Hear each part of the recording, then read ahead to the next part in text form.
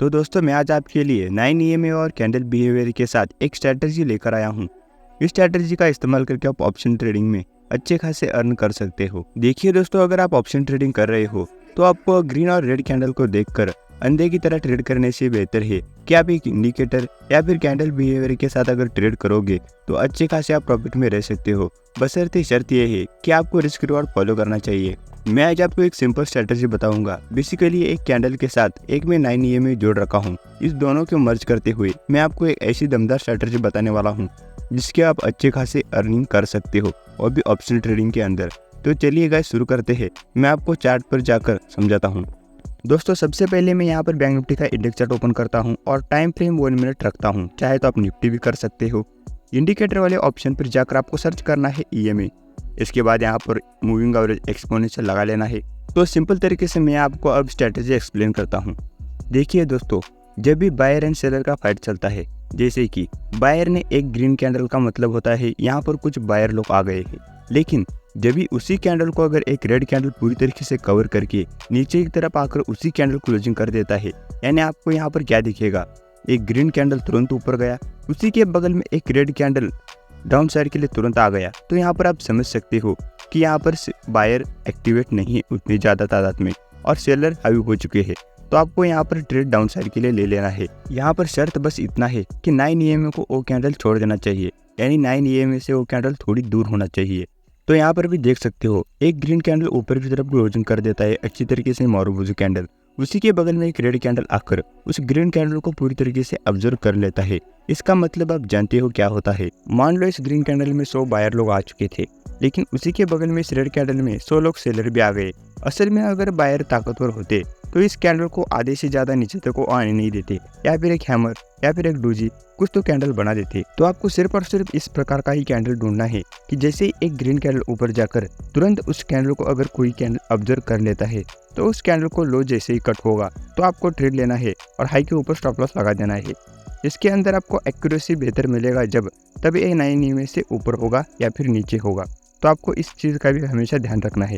यहाँ पर देख सकते हो एक ग्रीन कैंडल ऊपर की तरफ आया और तुरंत रेड कैंडल ने उसको कवर कर लिया। तो यहाँ पर हमारी स्ट्रेटजी एक्टिवेट होगी और नीचे 1:2 टारगेट लेंगे, ऊपर स्टॉप लॉस हम हाई के ऊपर लगा देंगे।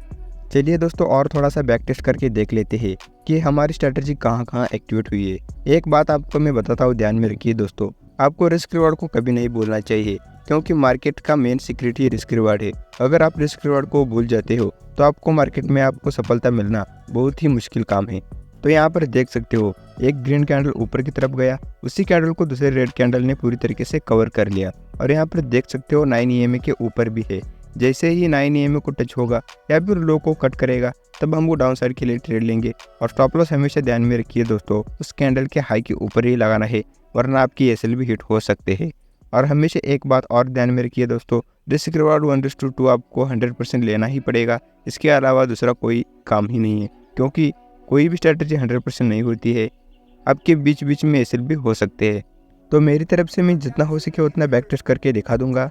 आपका भी काम है, आप भी चार्ट में जाकर बैक टेस्ट करके देख लो 1-2 महीने तक, क्योंकि कोई भी स्ट्रेटजी 100% नहीं होती है। 80% या 90% तक हमारी स्ट्रेटजी काम करती है। इससे ज़्यादा तो मैं नहीं बता पाऊँगा, क्योंकि आप फिर रिस्क रिवॉर्ड को भूल जाओगे। तो आप भी खुद जाकर बैक टेस्ट करके देख लो थोड़ा सा कि किस प्रकार से ये काम करता है। मेरी तरफ से तो मैं डे बाय डे यहाँ पर देख के आपको बता रहा हूँ कि कहाँ कहाँ हमारी स्ट्रेटजी बनी है। तो यहाँ पर भी देख सकते हो अब यहाँ पर कॉल साइड के लिए हमारी स्ट्रेटजी बनी है। यहाँ पर एक रेड कैंडल नीचे आया, पूरी तरीके से एक ग्रीन कैंडल ने उस रेड कैंडल को कवर कर लिया। तो जैसे ही हाई को ब्रेक होगा हम ट्रेड लेंगे और नीचे लो पर टॉप लॉस लगा देंगे। ऊपर देख सकते हो 1:2 से भी ज़्यादा हमको टारगेट मिल चुका है। देखिए दोस्तों, आपको भी चार्ट पे जाकर बैक टेस्ट करना ही पड़ेगा, क्योंकि मेरे भरोसे पर आप अंधे की तरह ट्रेड नहीं ले सकते। आपको भी थोड़ा सा बैक टेस्ट करके देख लेना है कि किस प्रकार से वर्क होता है, और बाद में आपको रियल में जाकर ट्रेड करना है। डायरेक्टली आप रियल में जाकर ट्रेड करोगे तो आपको इस स्ट्रैटेजी के बारे में अच्छी तरीके से नॉलेज ना होने के कारण एसएल भी आपके बहुत सारे हिट हो सकते हैं। यहाँ पर देख सकते हो हमारा भी यहाँ पर 1:1 मिला, लेकिन मैं इसको एसएल ही मानूंगा, क्योंकि इसके पहले भी एक यहाँ पर कैंडल बना था। यहाँ पर देख सकते हो एक मारुबुजू कैंडल ऊपर गई, तुरंत एक रेड कैंडल ने उसे नीचे की तरफ कवर कर लिया। फिर पीछे वाला एक लॉस भी रिकवर करके हम अच्छे तरीके से प्रॉफिट में भी आ गए। तो यही होता है रिस्क रिवॉर्ड का कमाल दोस्तों। आपको इन सारी चीज़ों को ध्यान में रखते हुए ही ट्रेड लेना है। ऐसा नहीं है कि हमारे स्ट्रैटेजी में एसएल नहीं होते हैं, एसएल भी होते हैं, लेकिन हमारे रिस्क रिवॉर्ड 1:2 या 1:3 होने के कारण हम अगले ही तुरंत दूसरे ट्रेड में प्रॉफिट में आ जाते हैं। यहाँ पर देख सकते हो, यहाँ पर अगर इस कैंडल ने पूरी तरीके से इस रेड कैंडल को अगर कवर कर लेता तो यहाँ पर हम कॉल साइड के लिए ट्रेड ले लेते, क्योंकि इस कैंडल ने कवर नहीं किया तो हम इस ट्रेड को छोड़ देंगे। यहाँ पर देख सकते हो इस कैंडल ने पूरी तरीके से कवर कर लिया, यहाँ पर हमारा एक एसएल भी लग चुका है। आपको हमेशा एसएल देने के लिए रेडी रहना पड़ेगा दोस्तों। अगर आप एसएल नहीं दोगे तो आपको मार्केट बदले में रिवार्ड नहीं देगा, आपको रिस्क तो लेना ही पड़ेगा। यहाँ पर एक एसएल हिट हुआ, लेकिन यहाँ पर देख सकते हो तुरंत हमने दूसरा भी ट्रेड लिया और वो सारा लॉस रिकवर होके हम तुरंत प्रॉफिट में आ गए, क्योंकि यहाँ पर देख सकते हो मार्केट क्लोज होते होते 1:3 तक हमको टारगेट दे चुका है। तो यही करना है काम आपको, रिस्क रिवॉर्ड को ना बोलते हुए अच्छे तरीके से ट्रेड कर लो, अब प्रॉफिट में 100% जा सकते हो।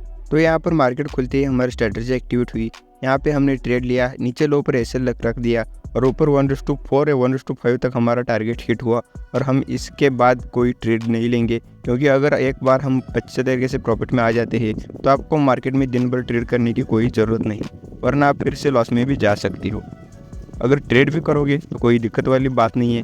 ऊपर देख सकते हो यहाँ पर सेल साइड के लिए हमारी स्ट्रेटजी एक्टिवेट हुई और यहाँ पर देख सकते हो 1:5 या 1:6 तक हमको टारगेट भी मिल चुका है। तो दोस्तों यही थी हमारी स्ट्रेटजी।